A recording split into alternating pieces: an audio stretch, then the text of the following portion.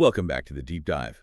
Today we're going to get into some uh, classic Formula One drama, the kind that happens off the track after the checkered flag. Yeah, we're talking about the absolutely shocking double disqualification of Lando Norris and Oscar Piastri in Las Vegas. And this wasn't just a minor slap on the wrist, this was huge. Oh, massive. We're talking about Norris's second place finish and Piastri's fourth place just wiped from the board.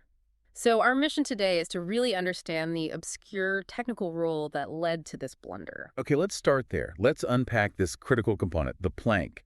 It sounds so low-tech for an F1 car. Why is a piece of wood, a skid block, so important?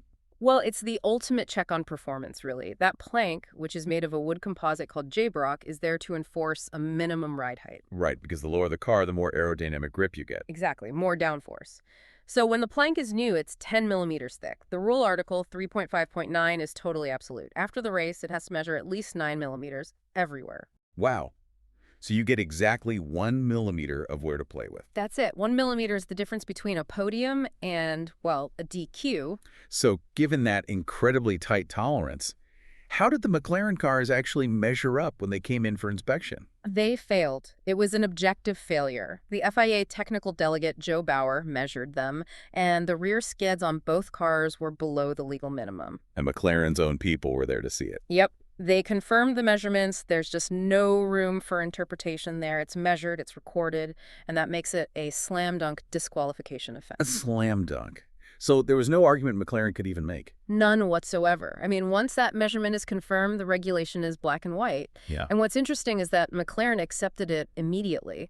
They apologized to their drivers and said the damage was unintentional. Unintentional. So the blunder was basically them just pushing the car set up too low, chasing that extra performance, and just misjudging things. Precisely.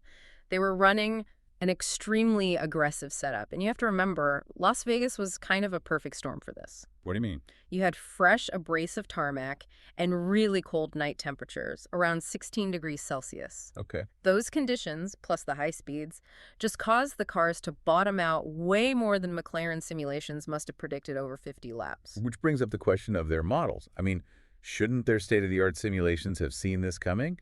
Or was it just an overly optimistic gamble? That's the million-dollar question, isn't it? They took a calculated risk to gain performance, and the calculation was wrong. They admitted it. And the consequences, especially for the drivers, were just devastating. Let's focus on Lando Norris for a second. Hmm. This DQ completely upended his championship situation. Oh, it really did. The result was a massive 26-point swing against him. At this stage of the season, losing that many points, it cuts his lead over Max Verstappen down to almost nothing. It's a huge blow with only 2 race weekends left. And looking back, there were actually signs the team was getting worried during the race, right? Yes. If you analyze the team radio from the final laps, Norris was getting these cryptic messages, things like lift and coast, and they were telling him to avoid the aggressive curbs. So the telemetry was probably screaming at them that the wear was getting critical. It suggests they saw the problem developing, but the call came way too late. That critical 1 millimeter was probably already gone. It's just incredible. The performance gain they were chasing is measured in tenths of a second.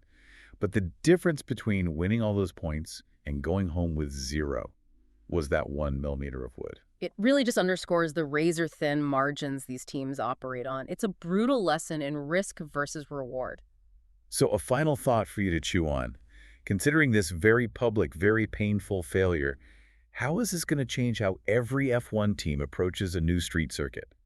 Will the fear of that objective 9 millimeter measurement now make them pull back, even just a little, from chasing that absolute risk-laden speed?